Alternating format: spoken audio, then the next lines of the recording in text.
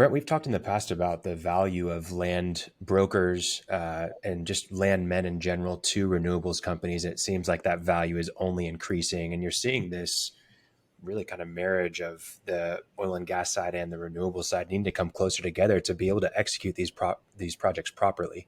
How are you seeing that relationship kind of get closer and closer on both of your sides? Yeah, I mean, it's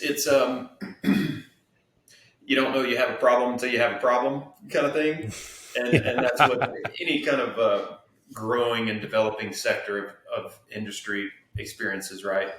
And so, frankly, as landmen learn more about the renewables development process, as we learn more about carbon injection, and we start to see scenarios present themselves, and then we can start thinking proactively.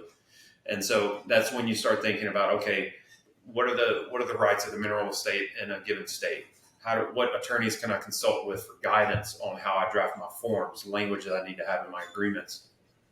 Things that landmen do early on is, can provide information and consolidate information about, oil and gas development, all the things associated with the land that, someone who's not versed in that just doesn't know to think about.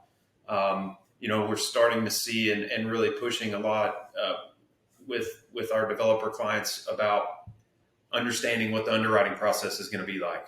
What can we do on the front end to streamline the title efforts so that the product that goes to the underwriters is complete and comprehensive and provides them with all the information that they need to be able to give you clear guidance on what you need to do for them to issue that policy. And so, frankly, we have a lot of conversations with underwriters as well. I mean, they're clients of ours too. We provide them with abstracts. We talk a lot about what do you need from us?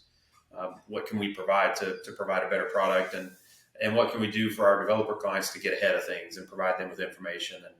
And so, I mean, that's the season that we're in. It's really a lot of education and conveying to clients what a good attorney can provide you from a value standpoint, what a good land broker can provide you, and what you should be asking and expecting of a good land broker.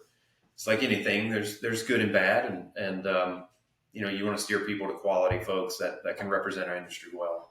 Yeah, I completely agree. I sometimes jokingly refer to these as Boots meets Birkenstocks negotiations, and I think one of the value that a good broker familiar with the area really brings to the table is they understand mineral title, which, as Brent can probably attest, many title insurance companies and underwriters don't really know the first thing about oil and gas titles. They don't really understand how it all works, and they quite commonly write those issues out of their policies completely. And so brokers, not only do they understand sort of the title side of things and how to identify the owners, the really good brokers actually know how to go out and find these guys and communicate with the mineral owners. They speak their language. They know how to talk to the mineral owners, how to talk to their lessees, how to kind of encourage them and coax them to enter into these agreements, what they're going to be looking for, so that you're not coming forward with an agreement that's so nefarious that nobody will even entertain it. And we've seen that. We've seen solar developers kind of think that they're dealing with not to be a little non-PC, some kind of backwoods rubes, where in reality a lot of these owners are highly sophisticated. They've owned these minerals for years, sometimes for generations. They have a lot of income, from their minerals. They know the value, and they're very wary of anybody approaching them to sign anything, because they've seen every trick in the book. They've been asked to sign sign away every right, they've ever owned at one point or another. And they're cautious and they're smart.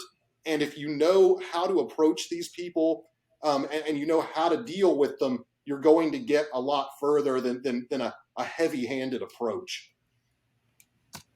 Certainly. I mean, it's the art of negotiating, right? It's in the oil and gas space, in any space, really. It's, how can everybody walk out of this feeling like they got a fair shake and that they've got a good deal?